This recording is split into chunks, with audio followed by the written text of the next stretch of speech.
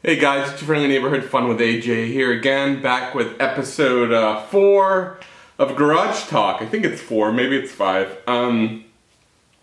Couple new things since last Garage Talk. Found a set of shorty Weslake Pros for the Thruxton RS behind me on eBay for about $400 used. I'm thinking about getting those because over the Cone Engineering exhaust, they have removable baffles. And that's something that's 100% needed because in California, there's this thing called a fix-it ticket because of sound dB levels from motorcycle exhaust mainly, and I guess hot rods and whatnot, street racer exhausts, that if you get too loud, officer can do a sound check and give you a fix-it ticket, where if you don't fix your exhaust, they're going to give you a huge ticket. And I don't like, breaking any type of dB laws or laws in general, so I do want a pair of exhausts with some dB killers removable. One of the reasons why I wanted Hitchcock's, because they do offer that custom. And I'm thinking about the Weslake Pros. There's a guy, I forget his name, he's on YouTube.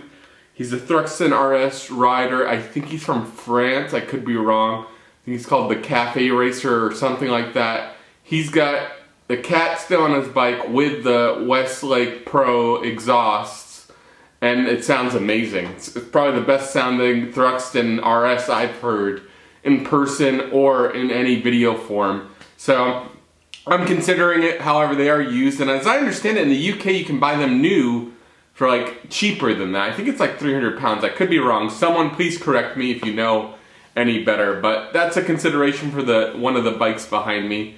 Another thing, I went to close to the Californian Event this weekend. Happens every year, or this past weekend. Great event.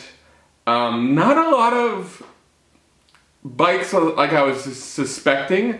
They had a modern Triumph judging category, and there were maybe 5 or 4 modern Triumphs. If I would have brought mine, I might have won.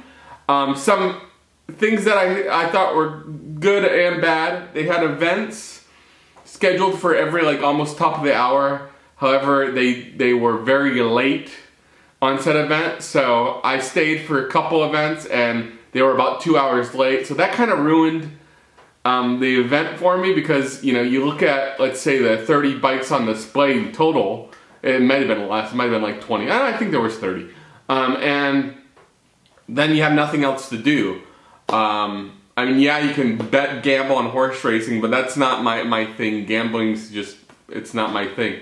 So, if you went for it as a motorcycle show, you do a round. I did like 3 rounds, look at the bikes, take pictures, and then you got literally hours to burn because everything wasn't on cadence. And I'm not knocking anybody, I'm appreciative. It was a $5 event.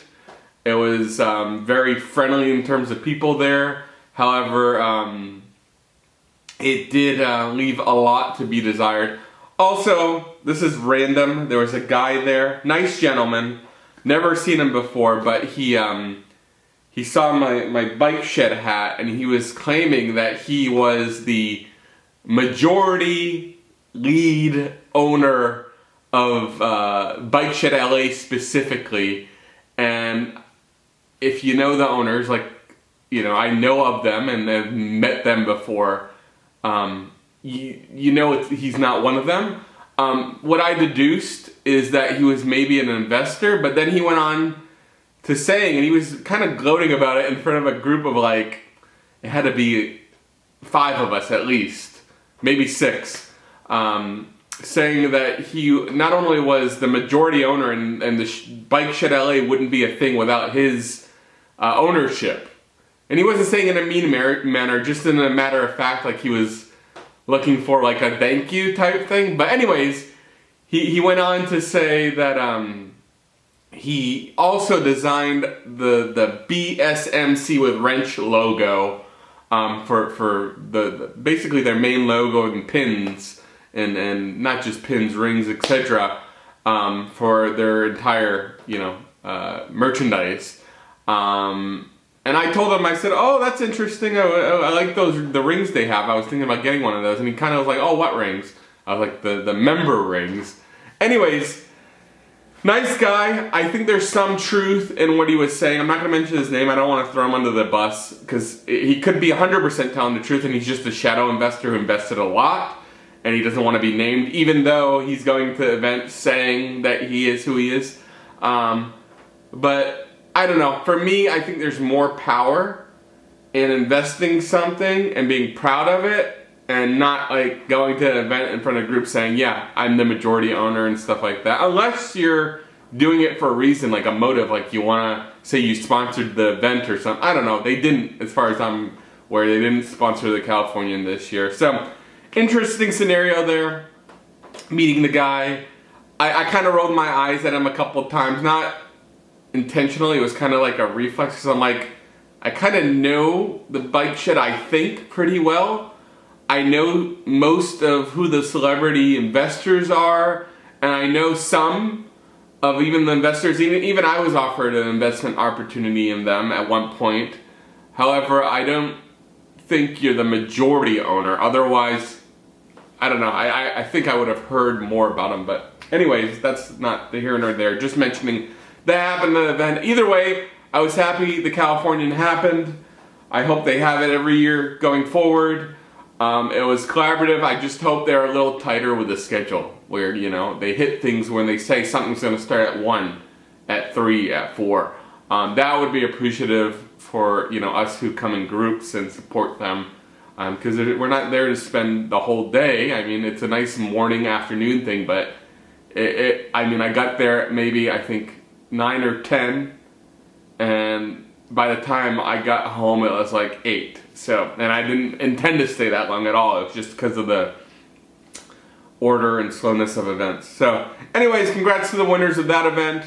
I didn't record anything on video because I just thought maybe eventually, but it didn't seem like something that would be too exciting. Like I said, there weren't a lot of modern Triumphs. The one modern Triumph judged by Kevin at Moto Chop Chop was actually a bike that he's heavily customized. I think it was Janine Wu's, if I'm not mistaken. She's got like a beautiful face painted on the tank and it looks like a Spitfire engine almost in the gas tank with paint. It's a beautiful paint job, but it's the one he's worked on for years with her. And there were other bikes. There was a Scrambler there, Scrambler 900 by I think Tony Mendoza. I met the guy, shook his hand, we talked shop. He's got a Hitchcock double exhaust on his Scrambler. I personally might have given him a win, even though he didn't have a custom tank, or tank that was painted. So, anyways, not a lot of competition there, but it was a fun event, and happy community was there, and just good people, met a lot of good people. So thanks for putting that on. Another thing I'd like to talk about is I am still going to have episode 1 of Give It Beans, probably happening in the next 2 weeks. I was meant to have it this past weekend, but it rained pretty poorly here in Los Angeles, to the point that I didn't go out riding the day it was raining.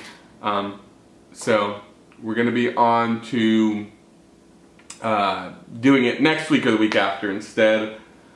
Plan is little intro, get some riding footage, and then also do some reviews of the coffees, maybe with voiceover, so I don't like make any shot feel bad if I don't like it. Maybe I'll just see how it goes.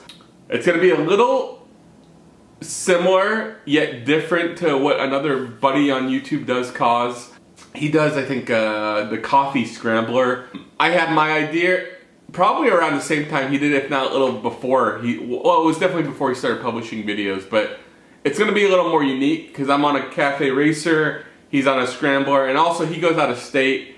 I'm keeping it all local to Southern California. Los Angeles, Orange County, Studio City, Northern Pasadena, like those type of areas, not out of state. So just a new coffee shop every couple of weeks, maybe once a month. That's what I plan to do for a cadence.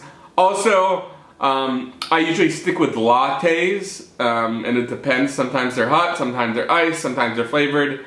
I know Kaz usually does like espresso shots, he does cold brews, He does, I think, matchas. I don't plan to do any of that. So they're going to be different and unique enough. It's not like a one-to-one thing where we're going to be doing the same type of videos, but same theme. And I give power to him. I support him. Hopefully he'll support me here if he's subscribed. I'm not sure. That's about it for today's garage talk. Once again, I don't know if I'm going to even number these going forward in the videos. I'm just going to keep doing them on a semi-regular cadence. Thank you everybody who has subscribed since the last one. I think we've gone up another 2 subscribers. I've been reached out to like SOE or SEO specialist, search optimization specialists, asking if I wanted to improve rankings on the videos because I could get more views. Frankly, like, I just put, you know, my channel's name for tags and motorcycles, Thruxtons, Ducatis, garage talk, etc. And that's all I really need. I'm not trying to break the internet with these videos. I'm just trying to have a casual talk where someone, me, a creator, talks motorcycles and motorcycle events and coffee and even men's style. So that's the origin and goal of these videos. But if traffic comes naturally, great. People gravitate towards these, great. If they don't, they don't. I'll probably still make them. So anyways, guys, thanks for watching. I'll catch you on the next one.